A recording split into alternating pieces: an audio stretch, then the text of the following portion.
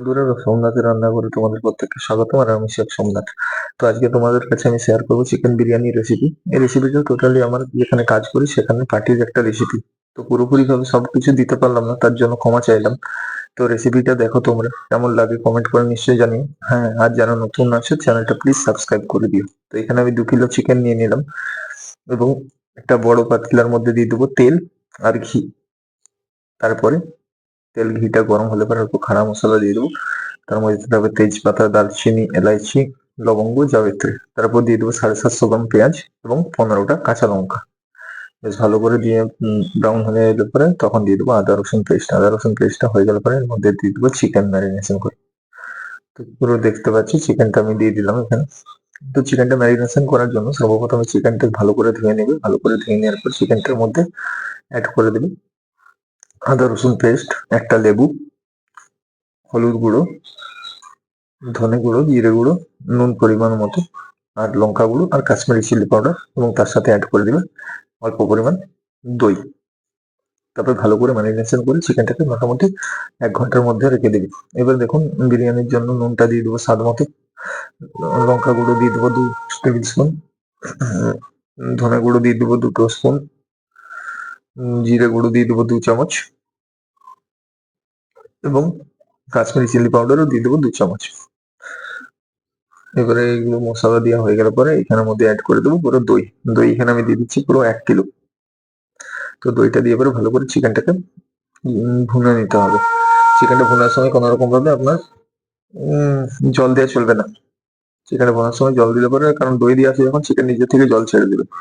আর biryani chicken যখন করবেন তখন খুব স্মুথলি ভাবে ভুনবেন, নইলে বিরিয়ানির যে পিস আছে খুব ভেঙে যায়, কারণ পিসগুলো বড় থাকে। তো আর একটু সময় ধরে ভুনবেন স্লো আছে, তাহলে গিয়ে পুরোপুরি চিকেনটা কুক হয়। তো যেহেতু এটা আমার পার্টির, সেহেতু এটাই রেসিপি দিলাম আপনাদের। তো এখন আমি অ্যাড করে দেবো গরম মশলা। গরম মশলা দেওয়া হয়ে যাওয়ার পরে কিছুক্ষণ গরম মশলার সাথে চিকেনটাকে ভালো করে ভুনে নেবো। এখানে দেখতে পাচ্ছেন আমার রাইসটা বয়েল হচ্ছে। তো আর সাথে আমি আলু বয়েল করেই রেখে দিয়েছিলাম, যেহেতু বললাম এটা আমাদের রেস্টুরেন্টে হচ্ছিল, তার জন্য আগে থেকে সবকিছুর ব্যবস্থা করে রেখেছিলাম। তখন বিরিয়ানিটা দেখতেই পাচ্ছ, আলুগুলো দিয়ে দিলাম। পুরোপুরি ভাবে আলুগুলো দিয়ে দেওয়া হয়ে গেছে এখন আমার। এইভাবে আলুগুলো দিয়ে সাজিয়ে নিতে হবে। একধারে চিকেন রাখতে হবে, একধারে আলু রাখতে হবে। এবারে আপনারা ডিম চাইলে ডিম দিতে পারেন, আমি এখানে ডিম দিইনি। তো দেখতেই পাচ্ছ রাইসটা প্রায় হয়ে এসেছে। এবার রাইসটা হয়ে গেলে পরে এখানে আমি ঢেলে দেবো। রাইসটা যখন করবেন তখন জলের মধ্যে নুন দিয়ে দিবেন এবং কিছু গোটা গরম মশলা দিয়ে দিবেন, এবং সাথে 2টো কাঁচা লঙ্কা দিয়ে দিবেন আর অল্প পুদিনা পাতা দিয়ে দিবেন। তাহলে দেখবেন রাইসটা একটা সুন্দর ফ্লেভার ছাড়বে। তো এইভাবে রাইসটাকে আপনাকে চারদিকে থেকে দিয়ে নিতে হবে, ছড়িয়ে নিতে হবে। পুরো রাইসটা ছড়িয়ে ছিটিয়ে আপনাকে দিতে হবে, ঠিক আছে? এইভাবে আপনারা রাইসটাকে ছড়িয়ে ছিটিয়ে দিবেন। আর এই বিরিয়ানিটা অবশ্য খুব সুন্দর টেস্টি হয়েছিল। তা আপনারাও বাড়িতে বিরিয়ানি ট্রাই করবেন। এমন কোনো বাঙালি নেই এখন যে বিরিয়ানি পছন্দ করে না, প্রত্যেকেই পছন্দ করে মোটামুটি।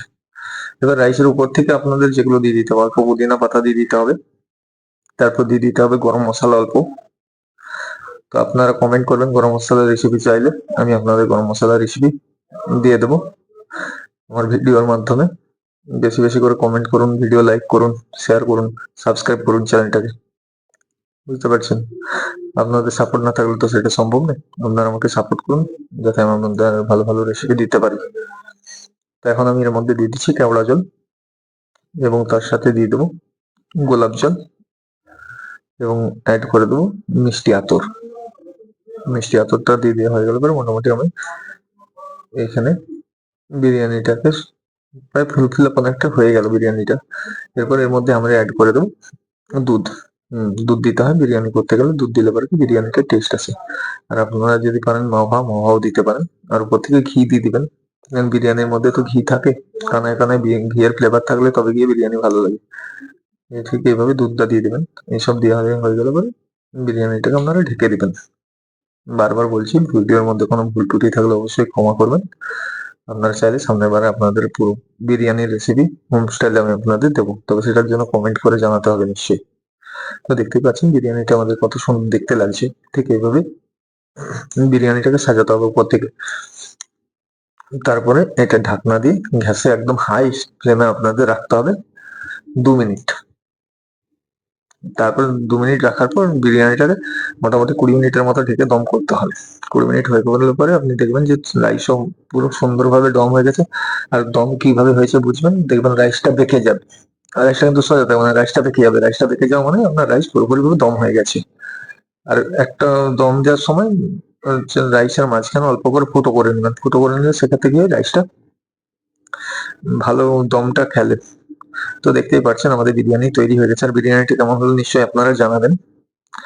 আর চ্যানেলটাকে সাবস্ক্রাইব করে দিন, শেয়ার করে দিন যাতে বেশি বেশি করে আপনারা দেখতে পান আমার রেসিপি।